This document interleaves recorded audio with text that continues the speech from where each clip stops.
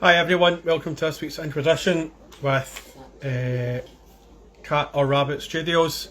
Big Bad Rob. We'll hopefully get him on soon if he's not shoving stuff up his butt, because that's what he does. He likes to put the occasional Space Marine, Tyrannid and Necron, but only the jaggy ones. Bit of change for tonight, being at Tuesday, because Rob has some creeping about London to do, or wherever he is in England. Just give you a wee wave now, Rob. How you doing? Because we're bang on time, because we're bona fide, and we'll soon see how right Casey is. How you doing, Rob? Hey, how are you? Not bad, mate. Not bad. How are you? Yeah, very well, thank you. Cheers for adjusting the times for a Tuesday for me. Mate, that's what we are. We're all about the little person, and You because are you're such a, nothing but accommodating. but that's because you're such a heavy influencer. You know what I mean? We have to make sure that the ones that are over Heads 20,000 heads followers. would have rolled if you hadn't. I heard that we were going to get cancelled if we didn't adjust the time for you, There Rob. was You know what I people mean? So, outside your door. I'm.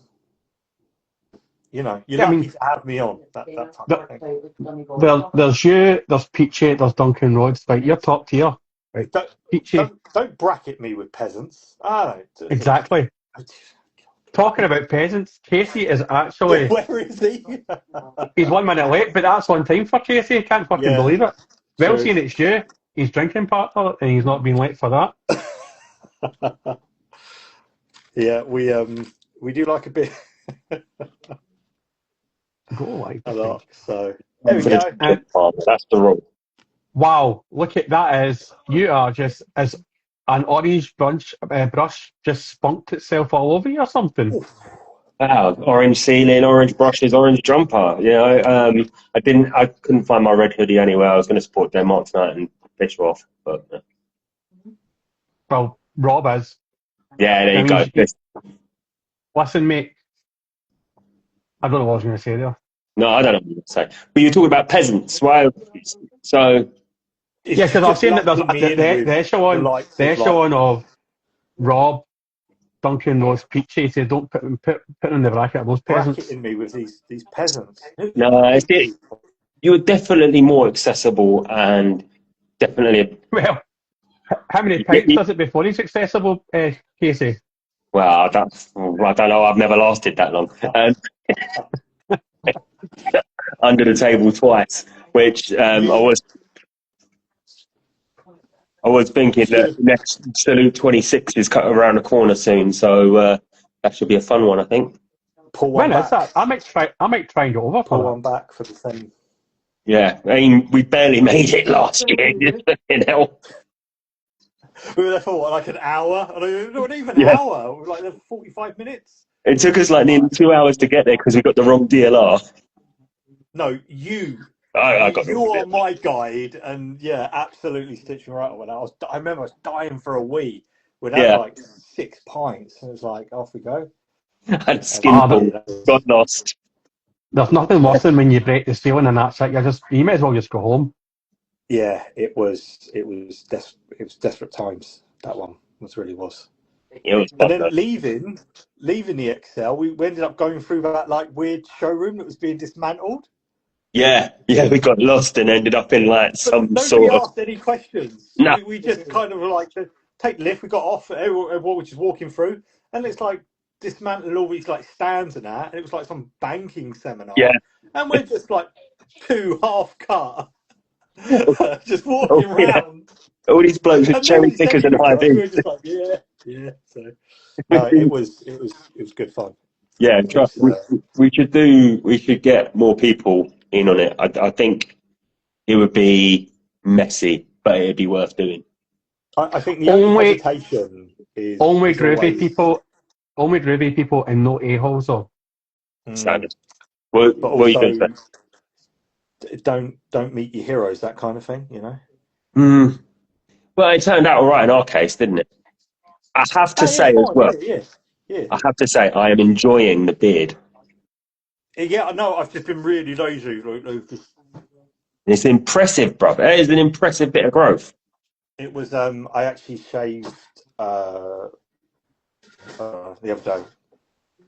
I don't know. I was, but It, I was it gonna. was getting really big, and then I shaved it off, and now it's gone. It just seems to like in a blink of an eye. It comes. I'm at that age now. Where Oh, it I was just. going to say, you come on, just crossed 40. You can't start blaming your age. Wait, you've Oh no! just Wait, hang turned on. 40. You look as though you're about to hit 50. Only just, yeah, this year. Yeah, I think I'm actually quite useful, sharp. Um, no, yeah, I've recently just turned 40 in September. How recent? 10 years ago? Tough paper round. Was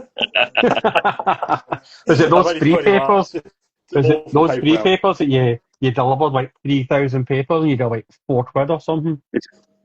And it was miles away. Miles away. I Yeah, had to Yeah. cycle to Scunthorpe every day. It was a nightmare. Absolute nightmare. up at least 3 mountains through the snow, like those old Yeah. Hovis adverts, cobbled Back streets. then, we didn't even have bikes. I just had to do the motion of it. Used to have to climb on your dog. Fucking I'm gonna- Fucking Fred Flintstone there. Yabba dabba yeah, don't. that's what it was like. That's what it was like back in my day. Josh says you're now your local lollipop man. You're that old. That's Yeah, Jesus Christ, yeah. It was. He went to school. He went to school with a lollipop man and just ate. That was it. I think people should fear and respect the lollipop man. They do a fucking good job. I don't know. People used to fear one in Bromley because he was a pedo. Is So, that Yeah, not they fear and standard respect though? them. yeah. I don't think the respect was there, but the fear definitely was. You crossed that The road absolute quick. fear, just put the fucking bejesus, cross the road or get in the back of the van. Yeah, pretty much. But is that not is that not part of the application form? Are you a pedo? Yes, then you're hired. Yeah, probably most of us. Well, I can think of a few jobs that would probably go down that road. So, yeah. PE teachers. Yes. I was about to say, Dong said about PE teachers the other day being pedos. PE That's teachers. them shorts. Yeah. Primary school teachers, Mm, male ones, yeah. Yeah, that's questionable. Yeah. and any teacher that's overly friendly with girls, pedo. Just any teacher that's overly friendly, generally, I think. Yeah. I think it's like a term of endearment now, isn't it? Just it's a bit of a pedo. Just you're over friendly. That's it. Used to be a bit of a cunt. Now it's a bit of a pedo. Bit of a nonce. pedo. It's Yeah. I'm bringing it back. I'm de-escalating that word. I'm taking it back. Turning it into- Wait, how can you be a bit of a pedo? Is that why you just put the tip in or something? Yeah, just a touch, don't you? Gee, just a bit feely. Yeah. Look, don't, Thank you. What would Right. a bit of a pedo be? I don't know. Indecent images. No, that's still a full-on pedo. That's full You on. haven't done the whole shebang, have you? You haven't done the. Nah, Maybe a bit of a what pedo images? is talking about it, but giving them the wink. Oh, I've got those pictures. Well, dare I say that the three people here. Yeah, this has got off to a great start already. I didn't think this would be the first topic of talk that I would be. What is a bit of a pedo? Just said to the wife, she was like, "Oh no, good luck." I'd be like, "Yeah, no, it's fine. I know, it's fine. It's fine. It's fine." It's just chatting with mates, innit? And I was sitting there thinking, there goes my fucking image. But What I think you ruined your image by wearing a hat indoors on stream. It's not like you're not American, No, it's because my light is right up here, right? and if I do, it reflects off my glasses, and it looks crap. Plus, Bit of I'll the allow it. hairline. I'm not going to lie, the hairline. It's Retiring. Just it's shave it not off, going mate. well. That's what I did. It's not Just shave going. it. It'll liberate you. Rob's hair hit 40 before he did. My hair hit 40 about 20 years ago, so it's rapidly thinning to brown smoke. Fucking hell, I'm choking here. Sorry, lads. What's been amazing so far, and we're only like 8 minutes in, is that we peaked at 7, and then we were talking about pedos, and it's went back down to 3. And I think that's just us 3. Yeah, probably. Yeah. It's what we do, though. And I think there was a night we had like 20 people watching us, and someone asked about football, and 15 people just quit straight away. Just went. It was like, all right, fuck off. It was like that bit in fucking Take Me Out. No whitey, no whitey, and it just went beep beep beep beep beep beep. We had a blackout. What a throw that was. Anyway, Rob, how's your knee, fella? Yes, it's definitely on the mend. I have to do some. I've been keeping up with the physio exercises, and there's one that I have to do that is really. It was really painful, so, but I can do it now because Yeah. it's been 6 months since physio started. Where I have to sit down, my good leg I have to keep exactly straight, and then using my bad knee, so see I have to get up from sitting with just the strength of one leg. Well, you're Try a that. bodydownist, so that should be nothing to a man like yourself. No, Fucking hell. it was really painful, and now I crush it. I do it for fun, but it's just it was yeah, but it's on the mend. Obviously, it was a long old road, and I do find sometimes if I sit for long periods of time, my leg just like aches, like almost like locks up. Yeah. So, but it's one of those things that I tend to kind of get up and walk around and that type of thing. But yeah, well on the mend. Thank you very much. It's definitely there. So, Mate, that's just old age. Like, I went to the doctors about a year ago about a pain in my neck, and they sent me for a scan, and they went, "Oh, you've got like quite bad arthritis in your neck." It says it's not that bad. It won't get any better. It won't get any bad. It won't get any better, but it might get worse. And I was like, "Well, how do I know when it gets worse?" And they went, "Oh, you'll just start peeing yourself because the nerve will just start rubbing on the chip bone." And I was like, "What?" He's like, "Oh, like you'll know. You'll just start involuntary peeing yourself." And I'm like, "That's fucking grim." have you started doing that yet? So you've probably done that at some point. Don't be shy about it. No, I haven't yet. I've not actually pooed myself this year either. I usually involuntary poo myself. Do you know? I'll tell you something right now. That's good. And I call bullshit on anyone that does this. I will never, and I mean I will never trust anyone that claims they've never shit themselves. Yes. You're a fucking liar. Yeah. And I know you're lying to me. Shit myself. Oh, I went out drinking the other night. I followed through. Oh wow, that was a quick run to the. Well, it's not exactly. It's not actually a run. It's like a scuttle that. It's kind of like an odd, like you're about to use the big pole vault, but there is no pole. And you is that opposed to the small pole vault? Because what's a small pole vault? For kids. Yeah, kiddie pole vault. Little paedophile. Kiddie pole. We're back on it. Kiddie poles now, are we?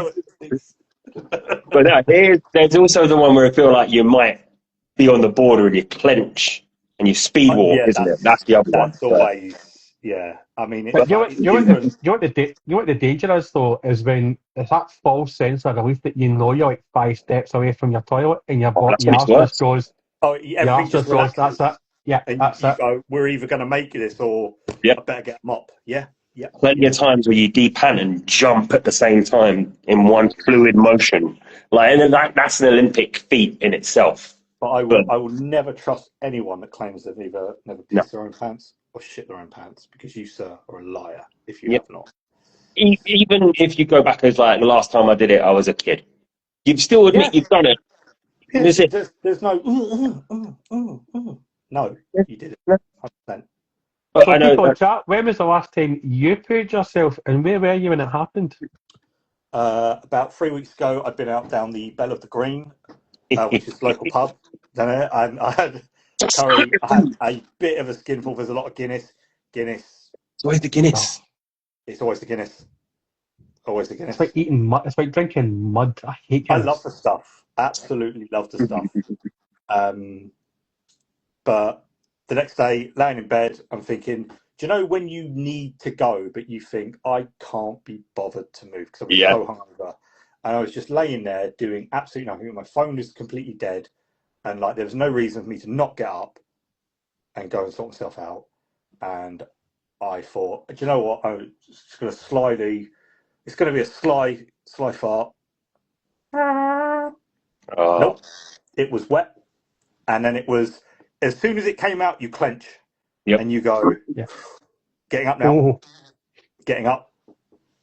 I tell you the last time I nearly pooed myself, me and Perry Jerry, that's Geraldine to the chat because she's doing through menopause, because it's perimenopause, so it's Perry Jerry. She's going to stab me.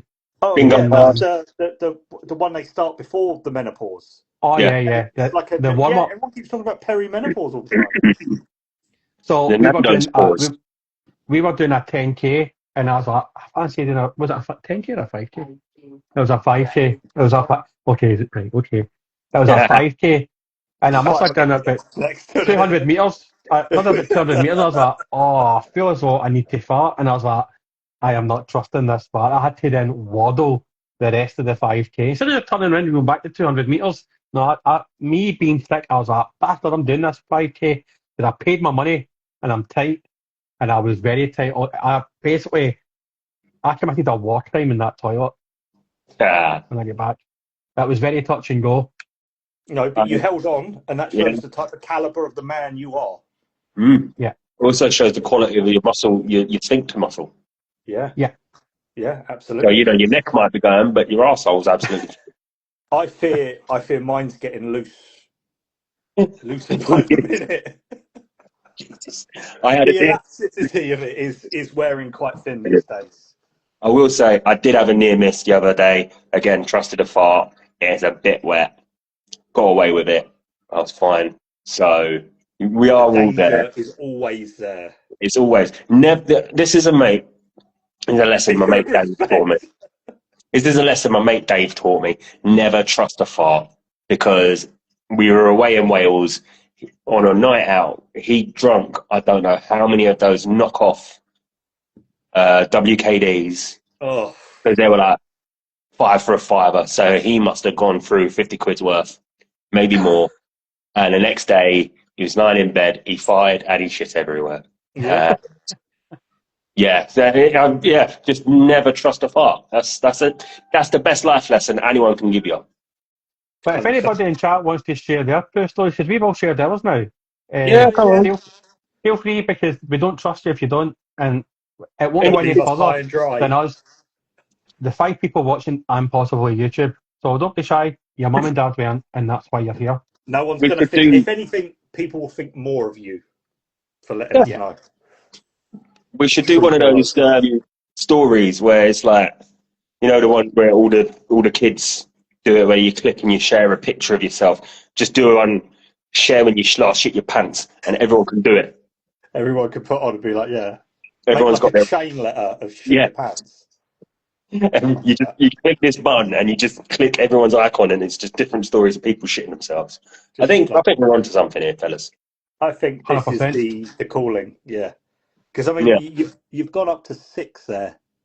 That's what we're talking about. Shit does. Pedos, no. Shit your pants, yes. It's peaking. It's peaking. It's the content people want. Like, they don't want to hear about football, but I will be ducking in and out there because Scotland are playing the Danes. So, what they want is shit content. That's all they want. Literally. What they want is the truth, the real. This is the real hobby. This is the gritty side, the real side of the hobby. Forget about licking your brushes. Forget about how you clean your brushes. Forget about the news or the year of chaos. It's all about near 40K. No shit in your pants. And you did say last time.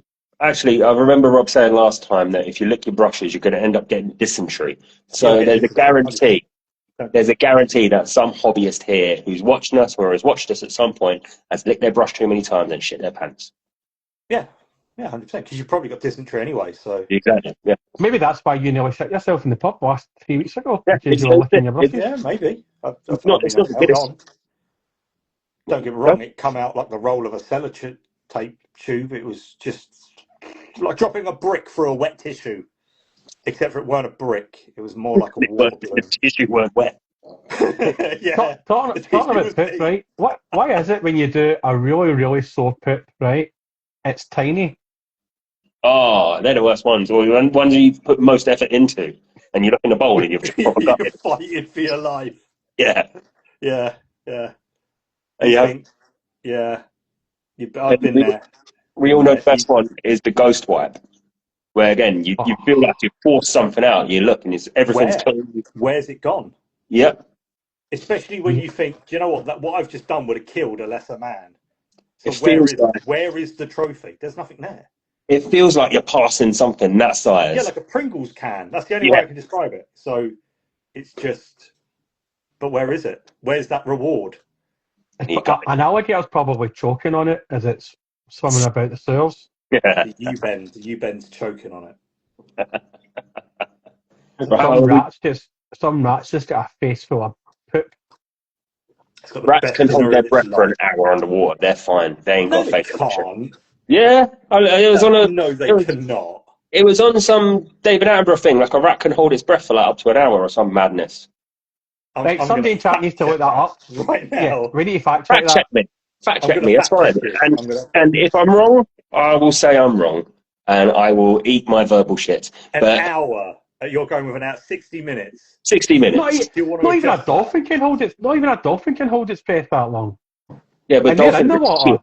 Dolphins are shit. I don't like anyone that's like, oh, dolphins are so great. No, dolphins.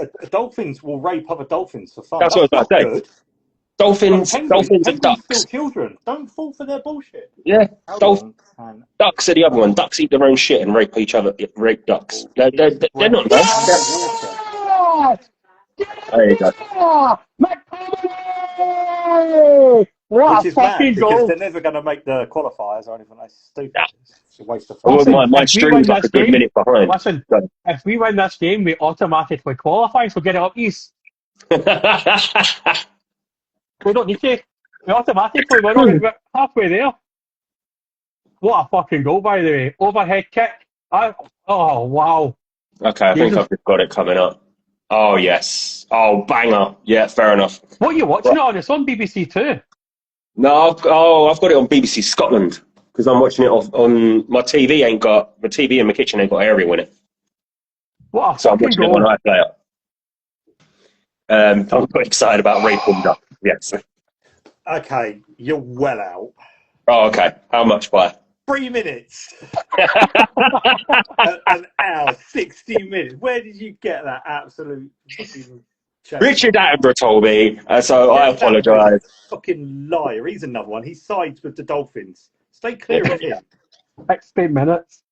Yeah, I've seen all right. him with his 3 minutes. snorkel touching I'll their take that back shiny then. ends. We have fact-checked me tonight. HMRC of podcast will come for me, and yeah, that's fine. And you work for the police. We need to be fact checking all this I stuff don't that work you're for the doing. police. I don't work for the police. It's fine. I work for a local government body. Anyway, so we've learned many things tonight already. This is one of the best streams we've had, Punk. Well, Honestly, Poop, you thinking that rats can hold their breath for 60 minutes when a dolphin can only hold it for like 12 or something? Well, think of it this way, right? A rat can climb up your drain pipe from the sewers Right. and come out your bog. So that's got to be more than a 3-minute excursion, isn't it? No, because there's only a wee bit of water in your U-bend. Oh, fair point. okay, so Good job. a I'm not rat, fun. as long as it keeps its nose out of the water, it can actually survive up to 72 hours submerged. Maybe But that's why I got it confused needs with. to breathe.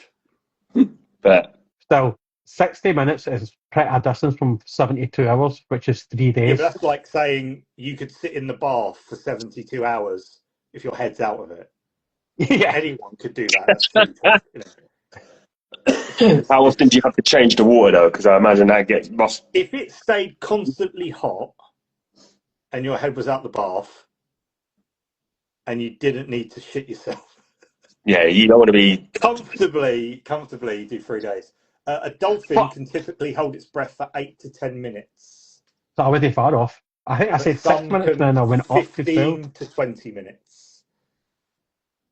Fuck dolphins. They're shit. Yeah, they are stupid. I don't like their smug little faces. No. But here's a question, right? So say you're sitting in that bath for 72 hours. At what point does it become more pee-pee than water? 10 minutes with me. 10 minutes. Yeah. I don't know. I mean, It's a good probably a question. couple of hours at a minimum.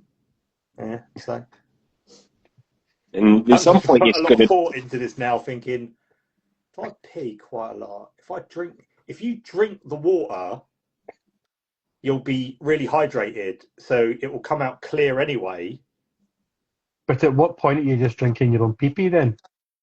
Yeah, but Yeah, you can drink your own pee, you can't drink someone else's. I've witnessed a guy drink his own pee and he threw up everywhere, so I don't think that's I don't know how much I would trust myself drinking my own pee. No, I mean, I'm not saying I'm going to, but You remember every man Dirty has Sanchez? his rights. You remember Dirty Sanchez when the guy shaved his pubes, ate it, and then spewed on the pizza, and then ate the pizza? It's the sort of No. He shaved his pubes on the pizza, I and never then got ate into the Dirty Sanchez. It was always more on the a bit extreme side for me. But I actually started the other day. I watched the first two Jackass films again because I haven't seen them right. in years, and they are fucking brilliant. Yeah. Even the 3D one's pretty good. And that's actually why I started watching it. I actually saw the 3D one at the cinema with the glasses on. And I always remember that first scene where they fire the dildo towards the screen. And it was like, wow, it's coming at me. It's the only 3D movie I ever saw at the cinema. That is actually a similar story to that, which is why I started watching them again. Me and my mates were sitting in a row in the cinema, all got excited. The Jackass was starting, went quiet. And that cannon went bang, and you didn't see what it was coming out of the cannon because it was just flopping like that, didn't it? It goes quite blurry, and then it gets closer and closer, and you think, damn, that's But as soon as it came out of the cannon, my mate Sean's sat there, deadly quiet cinema, really loudly. He's gone, "Is that a cock?" And then as it's coming to focus, everyone was like, "Fucking hell, what's wrong with him?" He's done well to spot that. So just straight away, he just knew. It's like, and he's But no, Dirty Sanchez again. I think bit too much at times. I remember the one where he put his nuts in the pool table, and they were just taking the. And I just remember thinking, "That's nah." Yeah. Nah. I'm out at that. But imagine when our kids are older, right, and explaining to them, "Oh yeah, when we were younger, we used to watch these things where people used to fuck themselves up for fun." Yeah, like I remember the poo cocktail in Jackass in the Portaloo. I remember that was just like. How do I explain that they were pioneers? Yeah.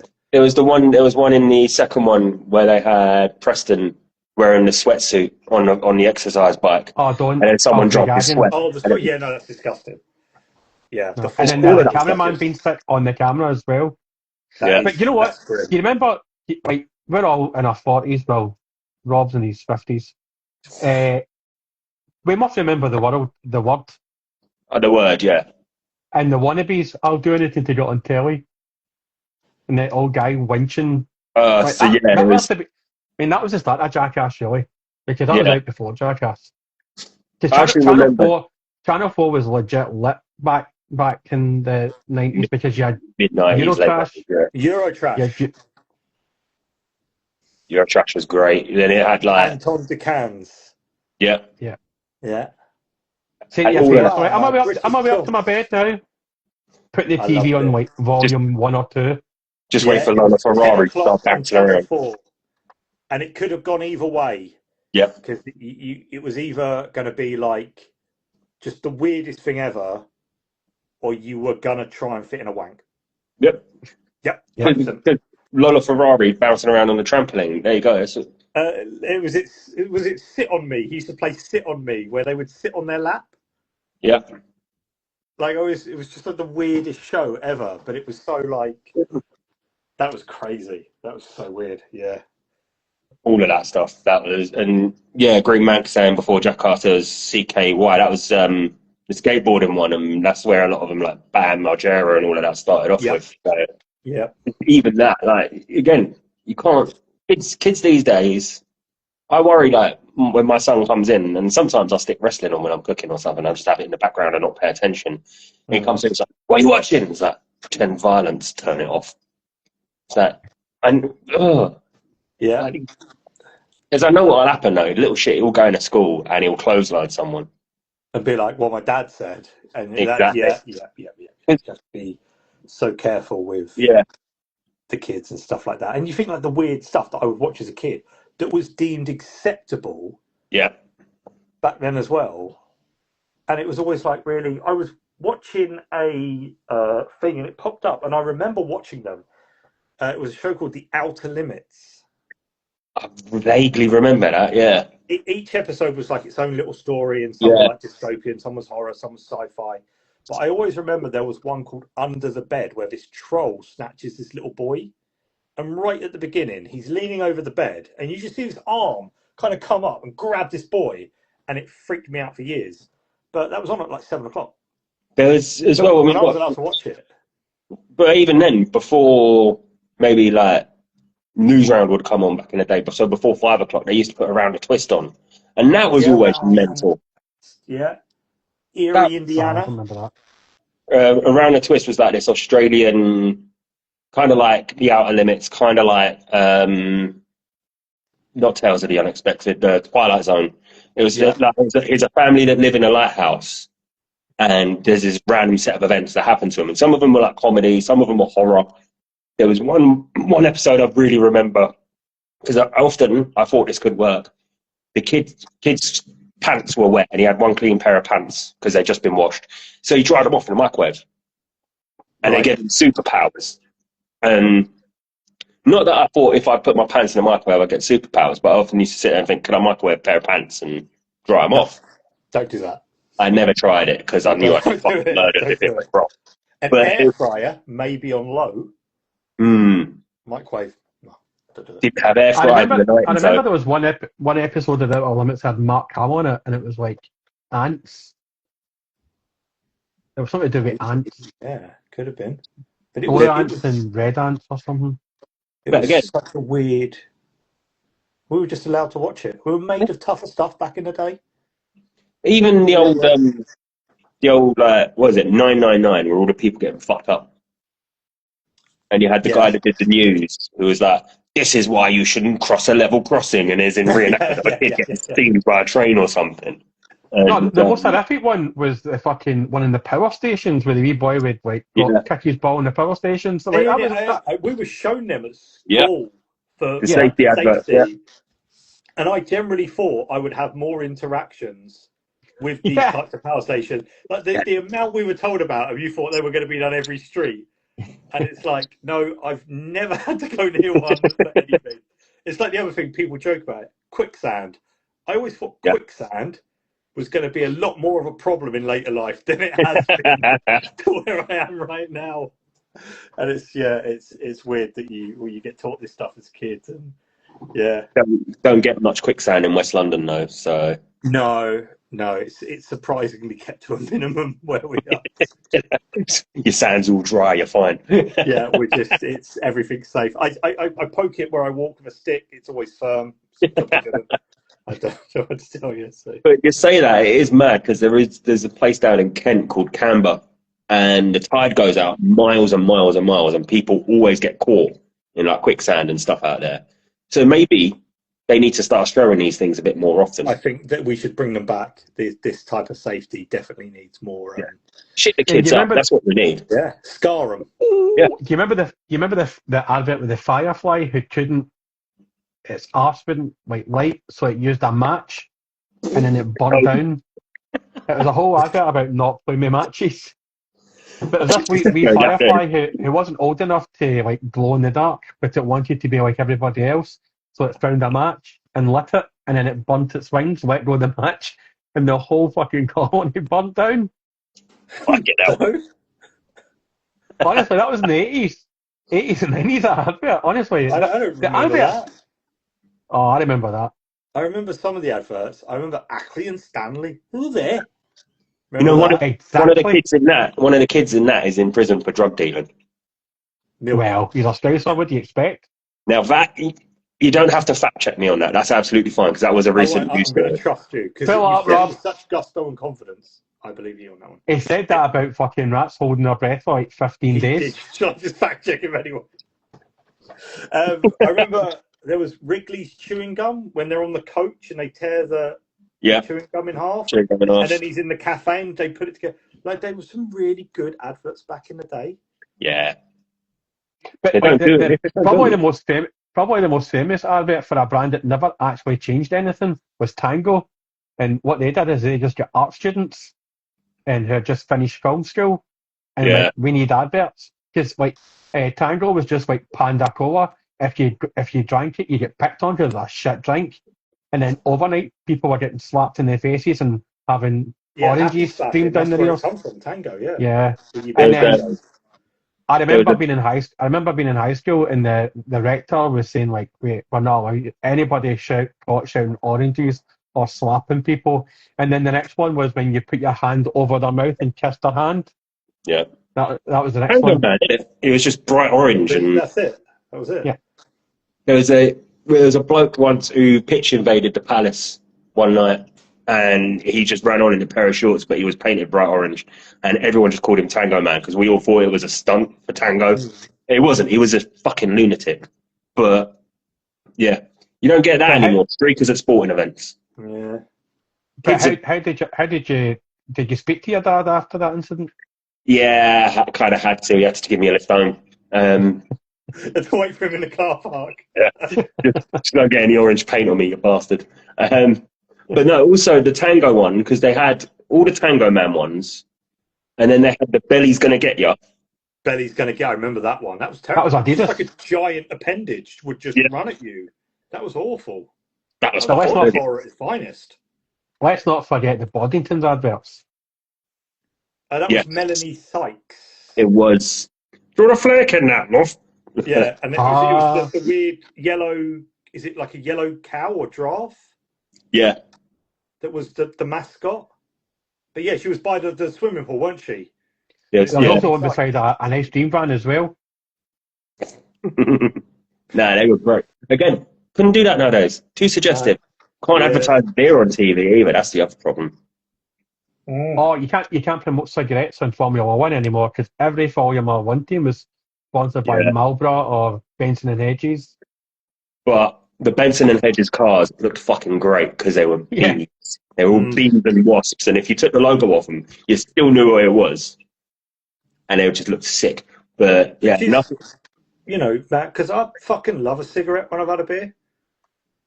I've had one or two. Yeah, I love a just pint fucking cigarette. Yeah. Now you buy a pack and it's like I'm a happier person once I've had a cigarette with a beer.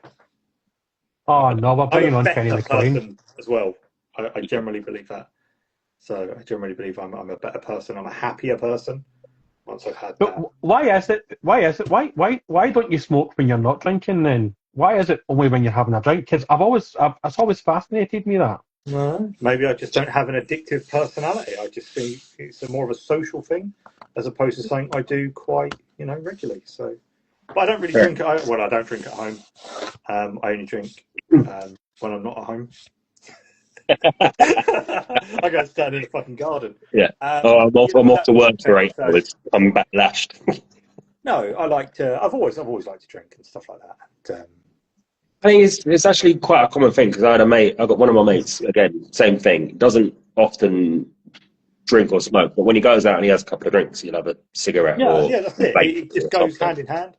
But, in the UK, you can only get 20s now, which is a fucking rip-off. But like a pack of cigarettes will last me a couple of months. Yeah.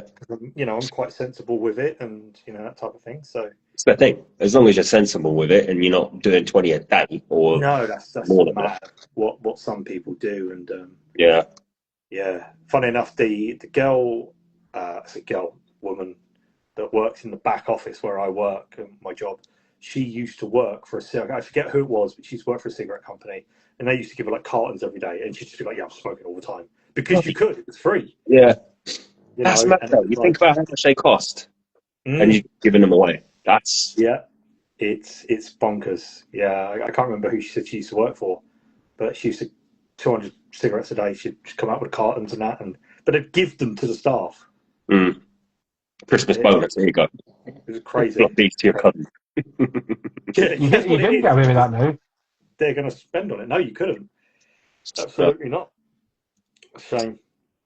So I suppose we might as well talk about some sort of hobbying, I suppose, since it is a hobby cast. Yeah. So, Kane, try. Yeah, it's good, isn't it? Yeah. What do you want to talk about? How's your lizards? Yeah, good. There you go. Done. They're green. I've got another one on the go. Do you know what? I am painting stuff, but like I did the little Slan guy, which was Slan. He turned out really chuffed with how he turned out, and I've got some Croxagores on the go, which kindly Josh gifted me for my 40th birthday. Big special boy. But I know I've got some other stuff, but it's not anything I can really do about at the moment because things. Other than that, no, I'm just kind of You? Fair enough. Is there anything you're particularly working on, or No. Death Guard. You know what? I'm struggling with motivation these last couple of weeks. Just yeah? like I found a bit of time the other night. I got excited. I was like, I'm going to sit down and paint, and I did it for like 20 minutes, and I was like, well, I'm bored now. I think sometimes you're just not in the mood for things, and I think it's always like a patience thing. My friend wanted to know how to maybe develop a little bit more as a painter, and I try and make clear to him that I can tell you what I do, but it's what I do might not work for you, and vice versa, things like that.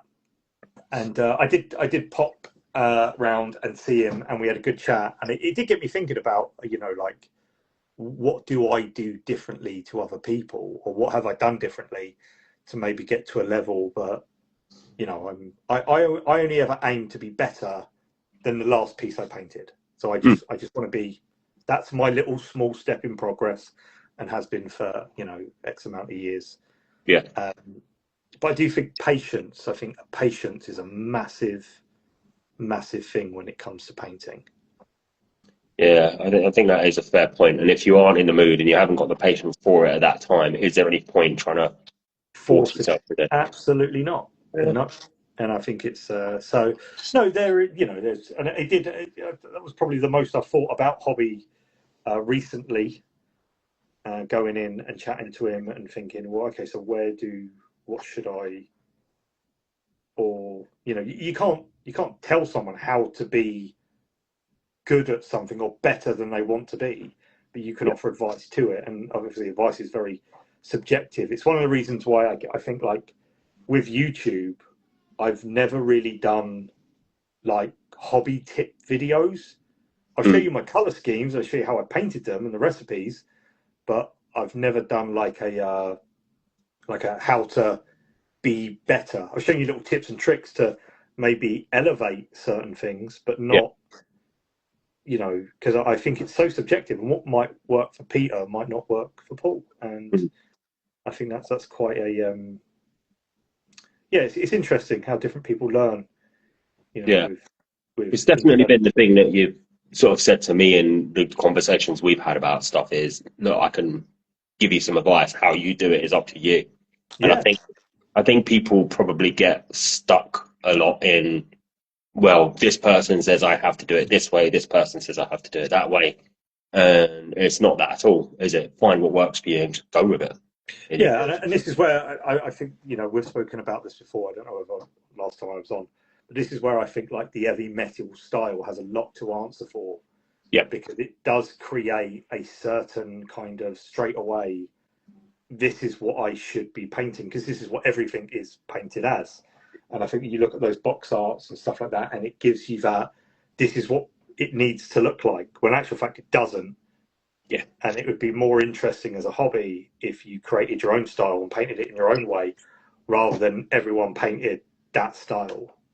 So it's but no, I've been enjoying the lizards. I've wanted to kind of crack on with the Seraphon for a little while now. I've got some other bits, like I've got the zombie dragon that I need to finish off videos for, that's literally right in front of me, that I was going to break into little tutorials, and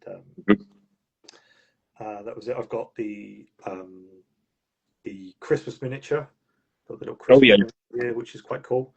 Other than that, I've been just one of the things I find with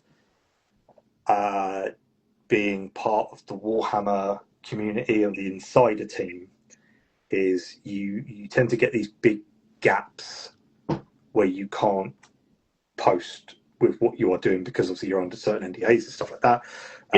So there's obviously big gaps in At first, it kind of bothered me quite a bit because I was like, I'm pretty consistent with posting because I tend to hobby every day to some degree, Hmm.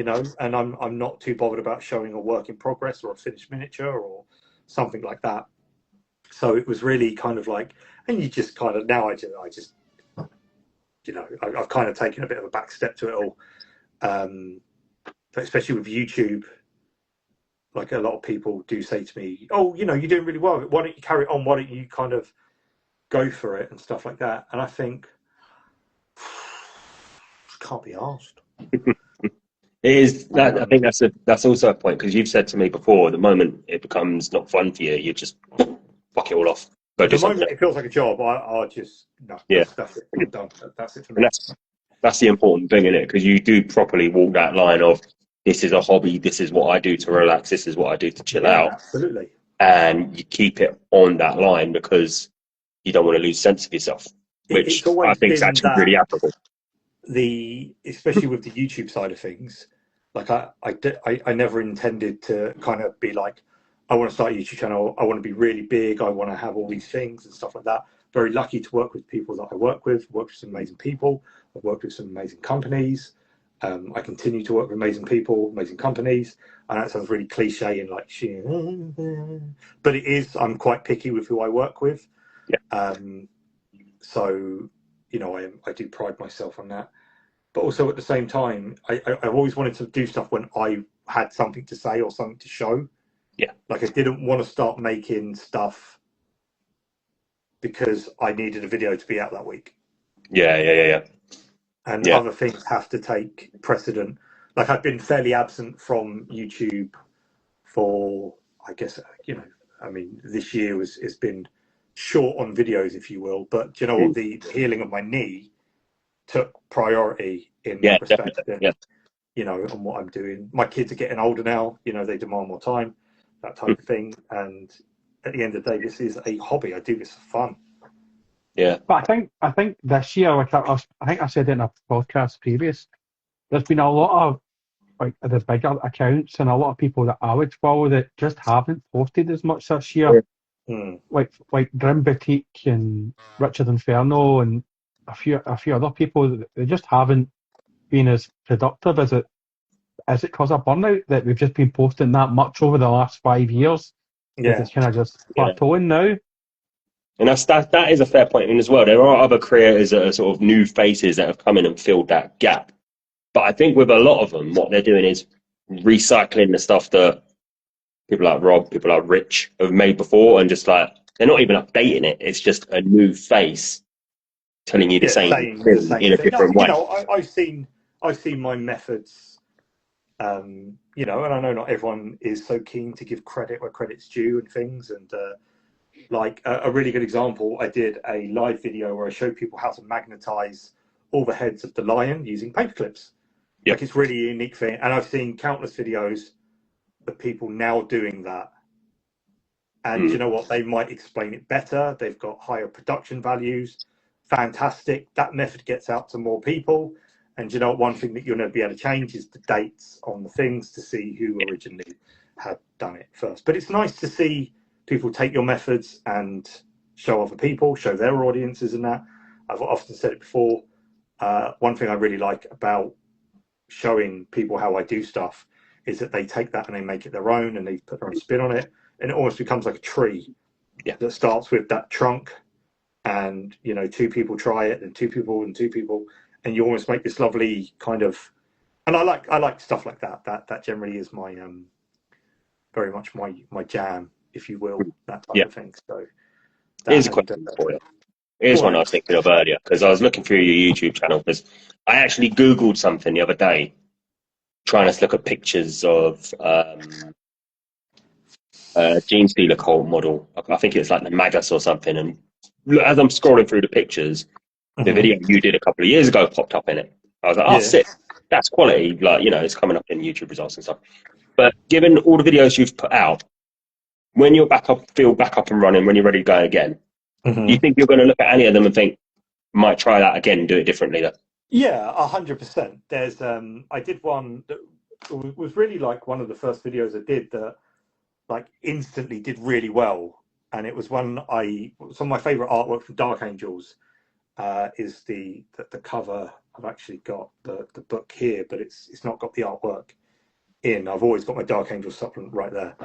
And I loved it. And I was like, I wanted to make a miniature of my favourite artwork. Yeah. And I had to kind of make some compromises, had to make some certain design choices and stuff like that. And I never got around to painting it. And in actual fact, I have picked some of the bits off the model. And you can see it's quite a dusty little number there. Yeah. But it's this guy. And I would actually love to go back and try and do this again. Because I think now I could do even better. Cool. That's something I've often thought about that with. Yeah, I don't think I'd ever be concerned about maybe redoing a video or, you know, having another attempt. I do, and I say this a lot, especially in my videos and stuff like that. So I do consider myself the average hobbyist, and I always will, because I don't think I'll ever stop being the average hobbyist. You know, I get excited for things, I get disappointed with things. I look at reveals, like I know a lot of people that, you know, Age of Sigmar. Age of Sigmar was some of the first miniatures I painted was Stormcast Eternals. Loved them. You know, I recently saw the Chaos Dwarves, the Horns of Hashra, Hellsmiths.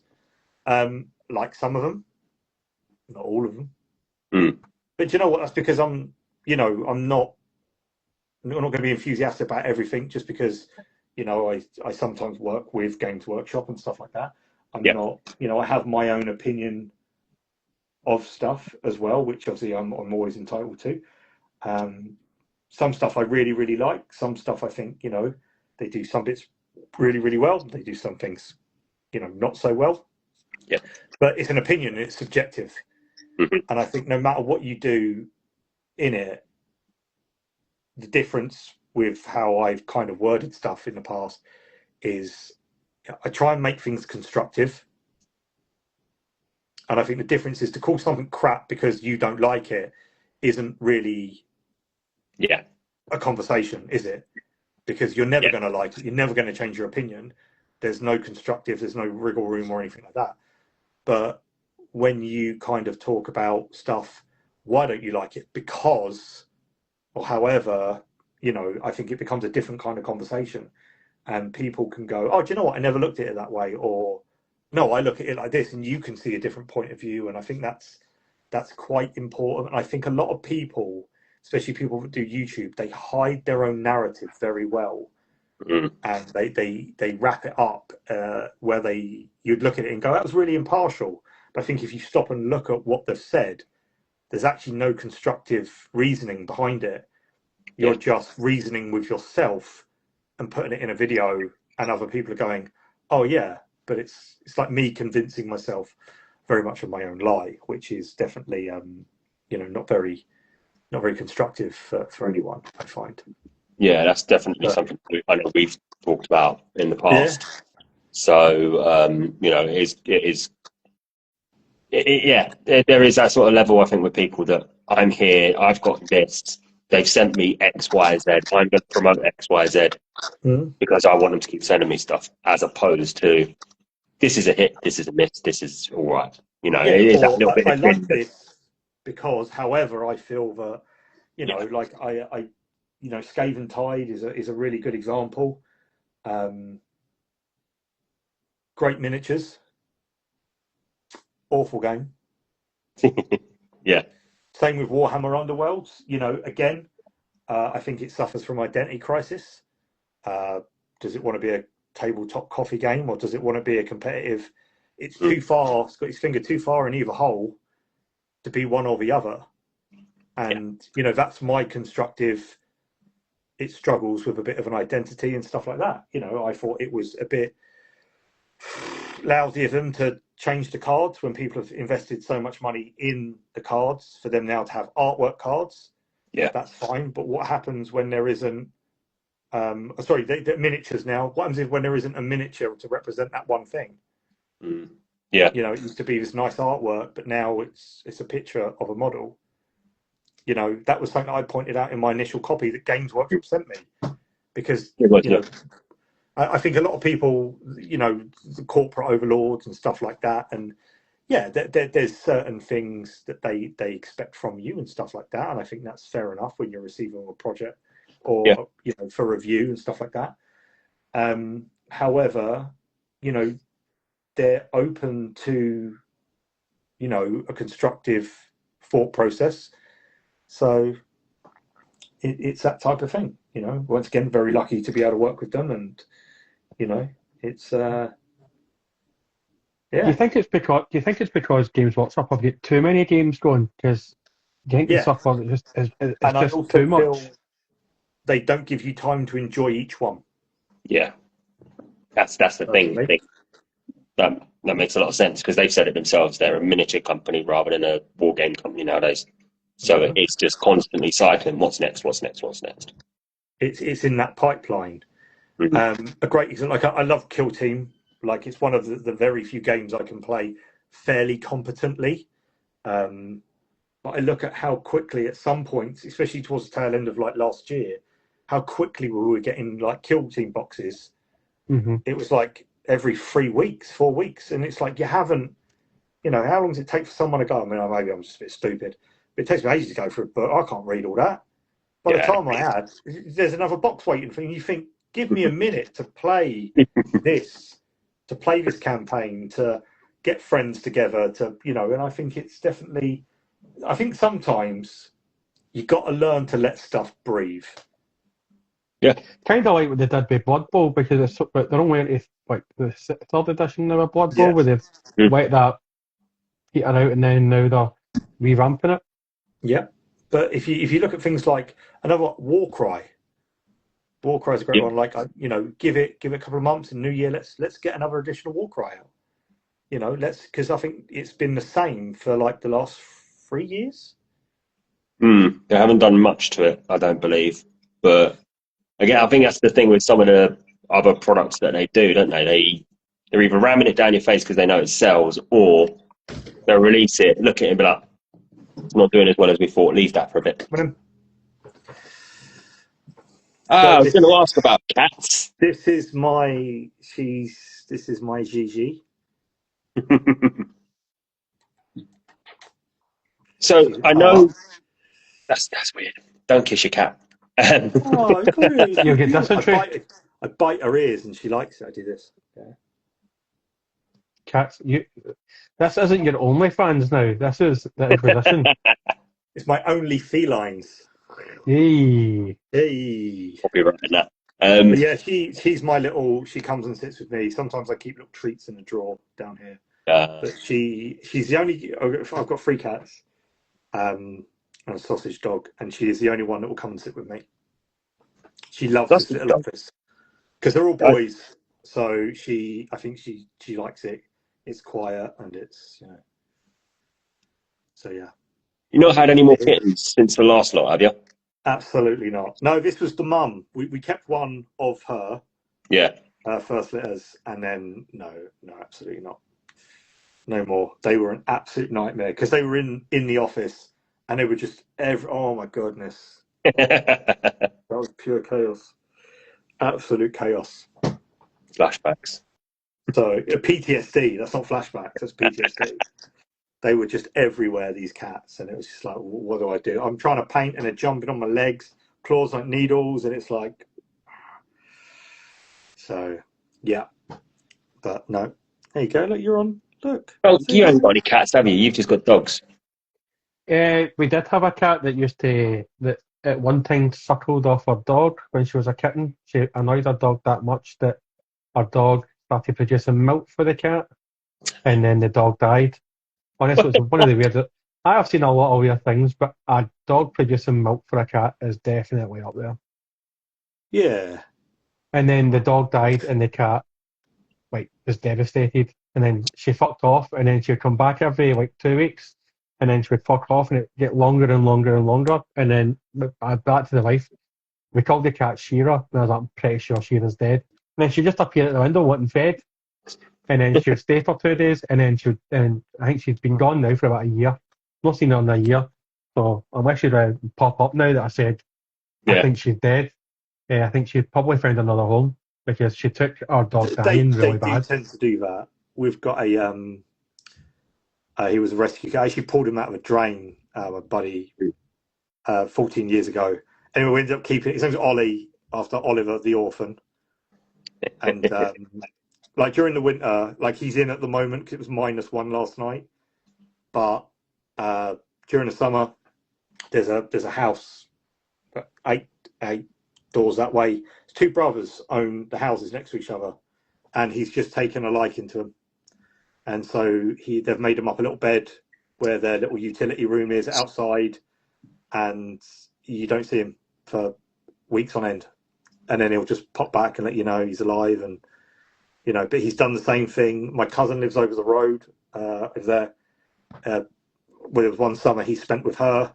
He's like that. Everyone knows Ollie down our road, and he's just like he walks. You watch him some days, and someone will walk past and not pay attention to him, and he's like really vocal, and he'll just start meowing and walking after him as if to say, no, get back here and stroke me. He's so. Yeah, my cat followed me to the pub one night. And I was like, Sheila, go home, Sheila. She followed me all the way to the pub, and then sat outside the pub for about an hour. Get semi-skimmed. You seen there's that famous video of the woman walking the dog, and the dog stands outside the pub because obviously when the husband walks it, they pop in the pub for a little bit. So the woman's walking past the pub, the dog's like, "No, we're going in. What are you doing? Stop dragging me." Yeah, But it's good. These cats sound more and more like the dog from Always Sunny, Poppins, than anything else. I love Poppins. Yeah, that's what I like Poppins during the summer. But it's like cats know their name, they just choose not to acknowledge it. Yeah, they're ignorant. Yeah. Yeah. Well, actually, you say that one. Gigi there on your lap, wanting a bit of love and attention. Because I could hear her meowing, so I let her in, and she wants to come and sit on me because this is our thing. But if she's outside and I go, oh, come on, she'll run away from me. As if I'm like the lollipop lady. Yeah. Yeah. Oh, is that Peter? Oh, no, it's a bit of a Peter. Yeah, it's... referee, that's a booking. That is a booking. He was going to score watch out in a minute. But I'm still behind you now. But... yeah, I don't like cats. Sorry, I just got out for not saying sorry to Geraldine when McTominay scored, but saying sorry to you when and she has to listen to it all the time. Come on, that's an assault, ref. He could have died there. So what was I saying? Cats, yeah. No, I don't really. I've never been able to get along with cats. That's not yeah, it's a yellow card done, but not an assault charge. That's GBH. So I got just never gotten on with them. They've always just sort of clawed at me. Maybe they just can sense something on me. But look at her little face. I mean, I can't because she's looking at your hand. Gigi, look. Look at her. I mean, I can understand. I can understand. Beauty, I love her. Just be aware that when you die in that house and the cat it's going to eat you right away. The dog just will cuddle into you. The cat will just start munching. It'll just start munching on you. Actually, me out with the bins that can do two shits. Right? This is something I was going to bring up at some point tonight with respect to like TV and stuff. I've been rewatching Malcolm in the Middle recently. Oh, okay, yeah. And there's an episode where I'm in the first series. There's this episode where they're going to a funeral, and the brother that's in the military schools got the arse because no one's told him that this woman's dead. And Dewey keeps saying to the older brother, like, "How she died?" Dewey saying, "Cat ate her face." So the older brother's just like, "Oh, shut up, it's you." So then the dad comes on the phone and he's like, "Dad, how did this woman die?" She's like, "The cat ate her face, but speak to Dewey, he knows more." Is that the episode where Reese is trying to hide a toy in the casket? It was that one. And it was Dewey's birthday present, and he broke it. He broke it, so he's trying to hide it in the open casket at the funeral. I remember the one where he's at military school and he does that competition where he has to put all like the marshmallows. He has to like 100 of them. Yeah. Again, just watched that one last night. They only have to be in him. And he puts them all in. The old screw leaking out of his face. That was disgusting. My brother loved Malcolm in the Middle, but I never. some episodes. Like it was See, one of the he's things I'd talking watch it when about it's how- on, but I haven't seen very many. So this is the great thing about all these apps at the moment, right? Because I sit Yeah. there and I can't be asked sometimes to watch something new or to find something. So I'm like, I want to rewatch something from the 90s for a bit. And Malcolm in the Middle was there. So I was like, oh, fuck it, I'll watch that. There are levels of humour in there that I think when we watched it when we were younger, we just didn't click. And watching it back, you're like, fucking hell. I recently there's an episode in the later seasons where when Dewey ends up joining the cycle class because Malcolm failed the test and he ends up with all the crazy kids. Dewey does, and Dewey befriends this kid. Ends up in Gotham at some point. Anyway, he's a bit mental, and Hal goes, "Well, why don't you get a dictionary and cover in all the O's and the P's and the Q's?" And Malcolm and Reese go, "Dad, how mental and how long have you been doing that for?" And he's like, "This is my third set of encyclopedias." So Hal's just as mental as the kids, like. Yeah. I always remember that there's a power walking episode. Remember that Yeah. one with the power walking, and he's like, yeah, because someone it's brilliant. Yeah. Someone steals like a trophy or something. So how like who's in this power walking thing? Power walks off. So I was like, okay, then just power walks after him. What the fuck?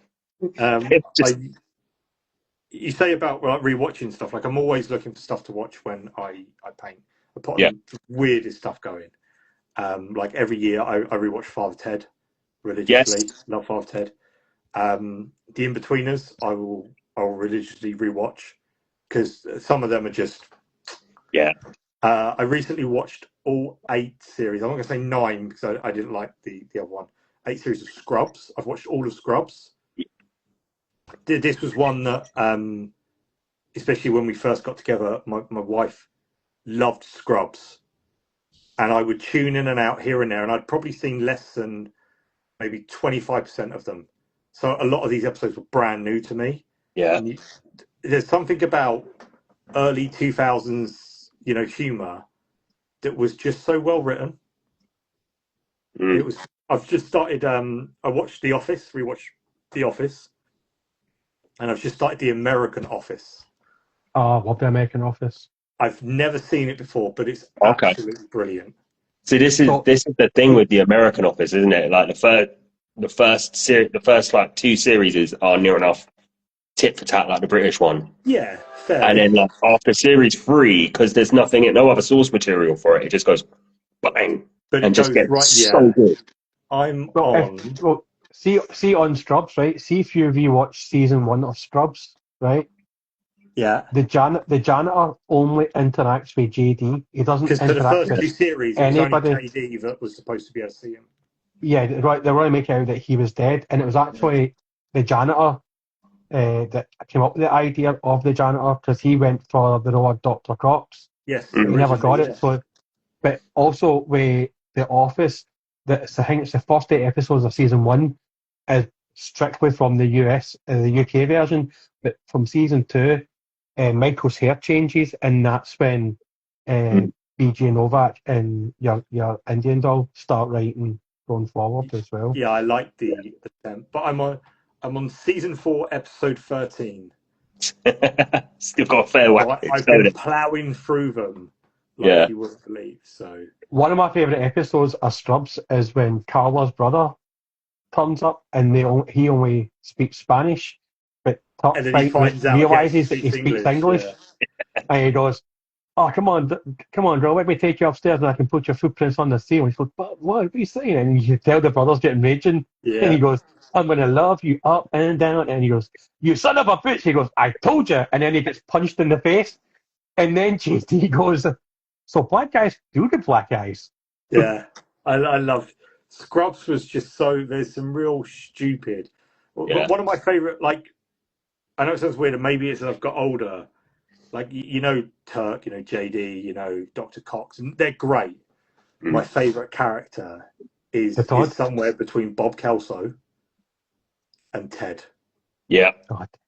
And hands down, that they are the best characters. Because they just walk in there to any scene have like their Yeah. couple of lines, deliver it, and then gone. And sometimes you're just left sitting there like, what the fuck? But Bob Kelso has some amazing lines, but Yeah. so does like in The American Office. My favourite is probably Kevin, which is the real big guy that works in accounts, because he just blurts out these weird, creepy lines, and that's him done. And he's not in it a lot, but I love it. I absolutely love it. And It's so weird. I can't remember what he's called, the older fella in it as well. Pete Bratton. Yeah, Pete. That's He his just real comes name. out. He just comes out with some mad shit at the start of an episode, and he's like, "Yeah, I killed 3 people. What?" And then just credits start running. You're just sitting there like, "What the fuck?" But again, that's right. Pete Bratton is actually his real name. That's his real name in real life. And he's actually a musician. Really? He's an actual legit proper musician from the 80s or 90s. I think it's like some sort of kind of folky bluegrass band or something he's in. It's funny you say that as well, because I made my mum and dad sit there and watch The Sopranos properly a couple of weeks ago, because they'd never watched it, and I was just for ages like, just fucking watch The Sopranos, it's sick. And they're sitting there the whole way through it. They do all the series, and they're like, yeah, that's really great, blah de blah. And I looked at them and was like, you've both seen Bruce Springsteen live, haven't you? And they were like, yeah. I was like, well, you know the guy with the huge pompadour is actually Bruce Springsteen's bassist. And they were like, what? From the E Street Band? Yeah. Oh, wow. One of the main gangsters in The Sopranos is... I never knew that. Yeah. I might be wrong on bass. Again, you'll have to fact check me, because I've been chatting a lot of shit. I don't have to fact check everything he says. I promise you, it's Steve Van Zandt. He's in the E Street Band. And yeah, they've just put this huge pompadour wig on him. And he's always dressed in like these huge suits with like the padded shoulders and shit. Yeah. And then when you see him on stage, he's wearing like leather jackets and bandanas and stuff. So it just looks completely mad. It's like when you rewatch The Life of Brian and 2 of the Beatles are there. Yeah. Sorry about Beatles. Did you see the story I put up today about them? Yeah, that was fucking hilarious, by the way. I was wetting myself. I hate the Beatles, but I found that. Don't say anything. And he's like, but I can't sing. He's like, yeah, I know. Happy Robot. Yeah. Yeah. He's like, get on the roof. It's like, come on, get on the roof, your daddy. It's brilliant. I love it. It's a bit where he goes, don't mess with him. Remember what he did to the former drummer? Yeah, it's when Yoko comes on and he's like, just 10 years, we'll get a good pension. Oh, I love it. We love it, don't we, Gigi? Yeah. I've never watched The Sopranos. Have you watched the new season of Dexter Resurrection? Have you seen that? I've never seen a single season of Dexter. Same. I thought I was alone in never really watching Dexter, because it was one of those shows people got too excited about when it was on. Yeah, and if people get too over the top with something, I'm like, no, you're not going to force me to watch it. I've never seen Game of Thrones. I've never seen Dexter. Have you seen The Shield? Nah. The Shield is good. This is the other thing. I like CSI. You probably like The Shield. That was good. But this is, I think you've said this before, that you're not that big into like fantasy stuff too much. Some sci-fi stuff puts you off. So I can understand why there's some things out there that people will be like, oh my God, you haven't seen Game of Thrones. But I've never watched The Sopranos. Sopranos is good. Definitely. I watched the first 2 seasons of The Wire and thought it was shit. Never seen The Wire. Never really dabbled with The Wire. I should do, because a lot of people said it's good. But again, when too many people say something's good, it does just sort of like, I try. There's a core group of people I trust, and I think I can quite honestly say you two are in there. If you're saying, watch this, it's decent, but right. You'd love it. You'd think. I would say watch The Shield, because from I think it's the end of the first episode, you're just like that. Holy fuck, this is going hard. But see, because you've both watched Always Sunny in Philadelphia, haven't you? Oh yeah, right. Many. See times. now that you're watching The Office, right? Now The Office was made during Always Sunny in Philadelphia, right? There's a lot of storylines that Always Sunny in Philadelphia stole from The Office. A lot of storylines. Mm. And a You say lot that, of though, characters. Always Sunny is always just a work of a piss take. So that's Yeah, fine. but it's quite funny how they've done it though. Do you know what I mean? It's like, wait a minute, pretty sure I seen that in The Office. I was Yeah. quite late to joining. I was quite late in joining The Office till about 5 years ago. But I'm a big Always Sunny fan. And the bit that got me to watch Always Sunny in Philadelphia, I was up at my friend's house and he's like, "Oh, you need to watch this TV show." And I was like, "Well, show me a bit." And it's a bit where they're trying out for the Eagles and Dennis is running and he goes, my form is perfect like a gazelle. I should have ripped off my top, and then he cuts in left and just gets knocked out with the ball. That had me, and I was ready, sold. It was season 7, episode 7. It's the Charlie McDennis. Oh Yes, yeah, the game of games. The game of games. And my brother showed me that when he moved into his house, and he was like, "Have you ever seen it?" I was like, "No, no." I was like, "What is this? It's Always Sunny in Philadelphia. It sounds a bit shit, you know." And he went, "No, no." He said, "Rob," he says, it's just you and your mates when you go out. This is all it is. Degenerate people doing degenerate things because that's the type of people they are. So it's differently, you know, you. And my brother always says to me, "Me and you, we're just built different." That sums us up pretty quickly. And I watched it and I was like, yeah, I love this. And I know I shouldn't, but there's been some episodes. My kids big into musicals, Hamilton, Wicked and shit. You know So much Dayland, didn't you? I made my eldest daughter, who's obsessed. Funny enough, she went to see Hamilton on a school trip today. She got back at 6 o'clock. I showed her The Night Man Cometh.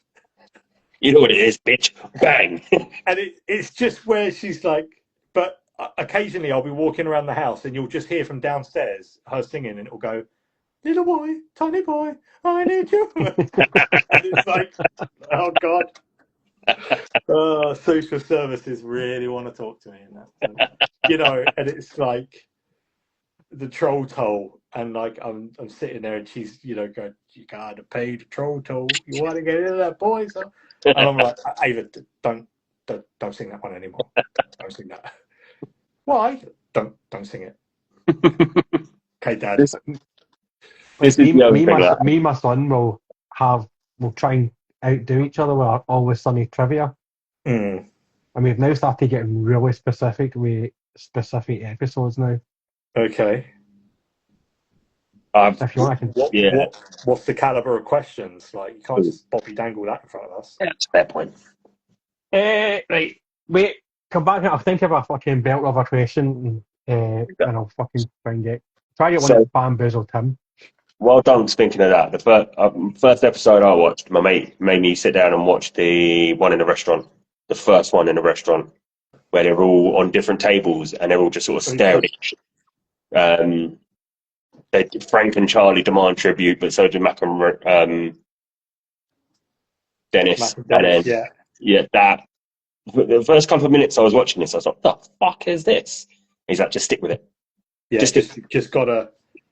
And you had it all in there. You had the bit of cringe, the Dennis personality and the Mac personality in there, the slapstick of Dee, who I would actually say she is probably the unsung hero of that show. Like there are times you do sit there and you're like, "Oh, they've just written her to be annoying in this episode." Fair enough, but then there's just moments of pure comedy gold off of her. Oh yeah, because she is. She just tries so hard to be funny. Yeah, and I love it. I love how they just each one equal parts. Again, Danny DeVito in Always Sunny is my absolute. Just he's up. Yeah. As a character, he's up there with Father Ted. Right, I've got a question for you. This is one of the questions I asked. Like, and we had an argument over this, right? So, Dee has personally owned 3 cars because we're not including the car that Bill Ponderosa gave her, right? What colour were the 3 cars that Dee has personally bought and has since been fucked by the gang? Were all 3 different, or were they all the same? Because I remember one of them was red. That's one colour. There's 3 different colours. So the one There that, was one silver. No. That was the one Pondy got her. Yeah, but we're not counting that because he got her. She bought them. I was very specific with the question. That is a specific question. I'm that impressed. that is Bobby Club pub quiz level. Yeah, that is. That's Joe Pub quiz. That's so. There was the red one that Matt crashed into wall to fake their death because their dad was No. after them. That wasn't red. Was that not red? No, that was our second car. Well, which one was red? The red one was the second one. Was that the one they burst in? They lit torched. The one No, where that they do. That was the one they were trying arbitration, to. No, that was the and one. in the end. No, Yeah. the red car was the one where they were trying to go to the Grand Canyon, and she picks up and she chucks the piss all over Mark. He goes, "Is that Yeah. piss? Is that piss?" Yeah, that's what I was thinking of because they had the Because U-Haul she had just bought the car that day. Such a bitches. I don't know. Range Rover. The Land Rover was green. Yeah, that was Dennis's. Yeah, it was Dennis's, wasn't it? Yeah. Red one. And also, it's a finisher car. It's not a starter car. I'm struggling to think. All I can remember is the red one.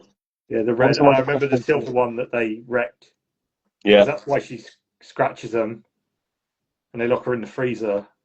That was purple. That car was purple. Okay. Because it's Frank. Because it's Frank that owns the silver car that they crash when they're going and they get picked up with the trucker.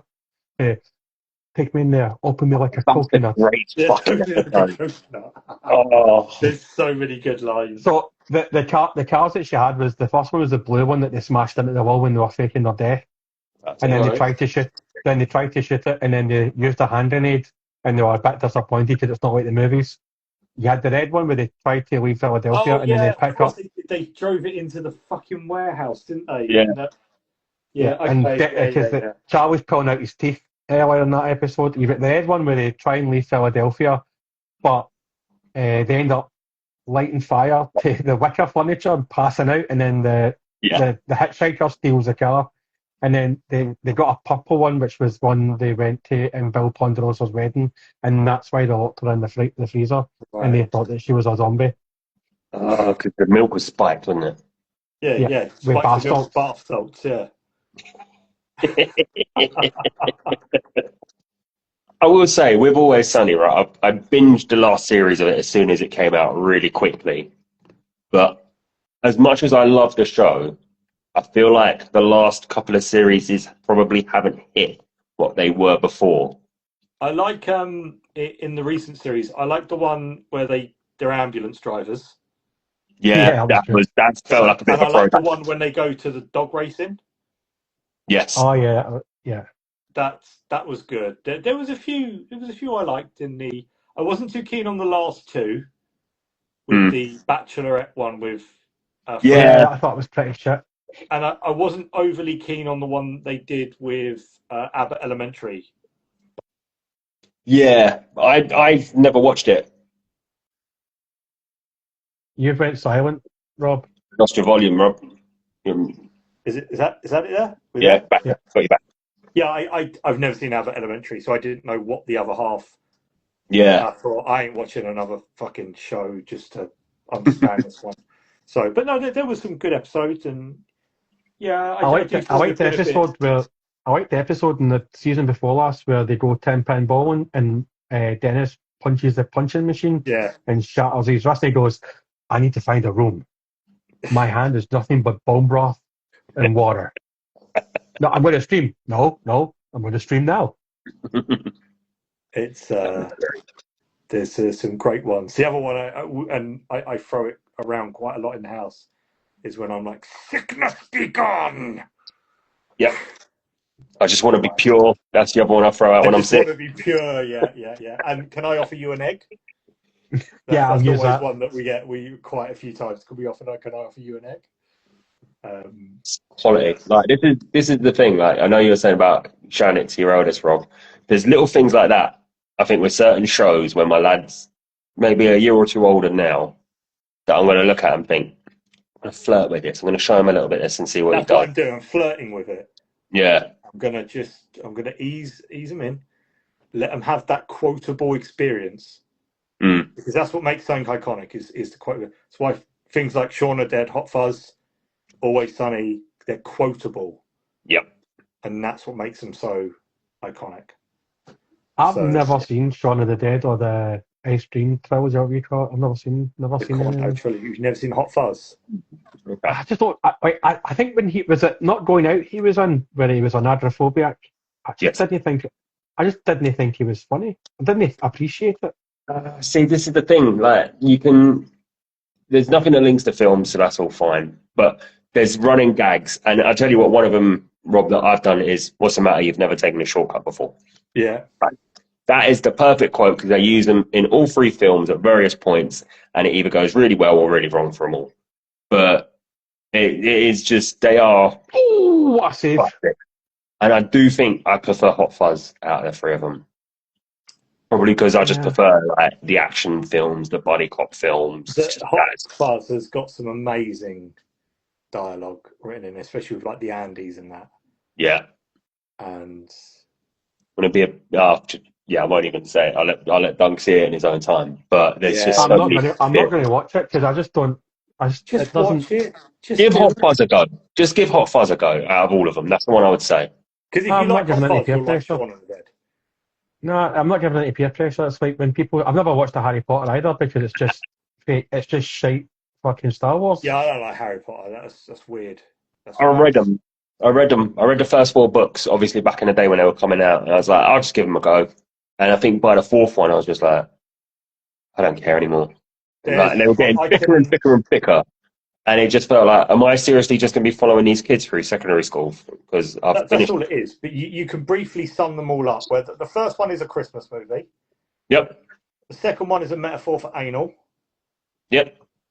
The third one had Gary Oldman in. Gary Oldman's always a good shout. The 4th one is when that child dies, but they think, fuck it, let's give him a trophy anyway. Yeah, and David Tennant's in it for like 30 seconds. The 5th one, I don't fucking know. Yeah. I watched, out of all of them, I've watched the 4th film because my mates...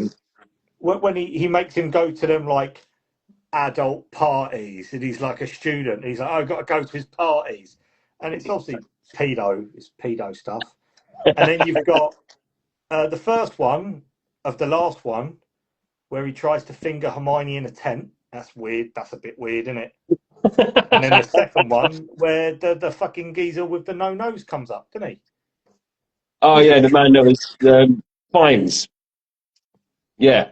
See, that's this thing. Like, I posted something donkeys ago on here that was from In Bruges, where he's smashing up a phone, and I put a funny caption on it. It's like, "You're an inanimate fucking object," which again, wicked quote, wicked film. And people are on my story talking about Harry Potter, and I'm like, "Fuck off! I've not posted this for Harry Potter. Fuck off." That is probably the only line in Bruges and Get Back Shorty is the only 2 lines in Bruges that I remember, because that's probably the 2 best. It's probably the 2 best lines in the film. Get Back Shorty is a karate chops, and you're an inanimate fucking object. That is Brendan Gleeson was so good in that, but I can't quote it at all. Oh, I can't remember the name of the show, but it was an Irish show. Brendan Gleeson was in it, and his 2 sons were in it. Yeah. It was on channel 4. I'll have to look it up now because it's an Irish show, so it's probably on your TV for free now. But it's the son that isn't the famous one was the main character in it, and he's like this big fuck up. And then every now and again, it's basically like the Gleeson family just show up, and it's fucking hilarious. But I'll have to find out what it's called. It was fucking great. He's such a good actor. Have you seen Banshees of Inisherin? Love it. Yeah. Fucking great film. Good movie. He's really good in that. He's so good in that. I thought they were both good in it. I thought Colin Farrell was absolutely fucking brilliant. It was a really good movie. Yeah, really good. And I didn't see the ending coming. I'll say that. No. I thought they'd kiss and make up. Nope. It's like, okay. It's like you're just getting into it. You're like, it's going to get good now. Credits. But I like the bit when he storms into the pub and basically calls them all cunts, and then storms out, and he's like, "That's a shame, 'cause I quite like him now." Yeah. Like, that's the most interesting thing he's done in years. And it's like, yeah, it is. Yeah, I can. Yeah, It's all of you, man. I can't remember the name of the director there. McDonough, writer director. Yeah. yeah. All of the stuff he's done is fucking brilliant. But again, Same did in Bruges. Yeah, it's wicked. there's a film, I don't know if the boys have seen it, called The Guard with Brendan Gleeson. Oh, brilliant. I actually went home and checked in Wikipedia to see if an Irishman did finish fourth in the Olympics that year. That is, He said there's a whole running thing where he's a big fat cunt, but he said he was a really good swimmer. And he says, I would have won the Olympics if it wasn't for that pesky Hungarian or something. I was like, there's no way an Irish person was in the Olympics back in 1988. And I went home, and sure enough, a fucking Hungarian won the gold medal. No, there's no Irishman in sight, but I had to go home and check that. Nah, it's the type of thing I would fact check 100%. Yeah. If you've never seen it, give it a look. It's fucking quality. What's it Again, called? The Guard. Yeah, the Guard. Again, it's just quotable lines in it. Right. It's one of those that it is that well written. You will just be sitting there and something will pop up and you'll say it. Because the guards are the police in Ireland, if you don't know that. Yeah. So he's a policeman for Garda Síochána. But he's a little bit dodgy, but that's because he's in like the back arse end of nowhere. Again, think Father Ted, but with the police in it. Okay. I would say that he's just a fucking pretty much a country policeman, to be honest with you. An arsehole. He just doesn't care. But yeah, that is a good film, so give it a go. Because again, it's one just of my favourite films from the last recent years, Green Book Never seen it. with Viggo Mortensen. yeah, I know the one. It's Mashara Ali as well, isn't it? That's it. And he basically has to escort him round in like racial 1950s America. And Green Book is where, like, if you were Black African American, you had to stick to the Green Book, and that's what it was named after. But he was a doctor of music, and he went around to play for all these white, rich families and households and that. It's about their relationship, and it's just the loveliest movie. And you'd think, I think like even, my kids, like the wife, she's like, why do you love this movie so much? It's not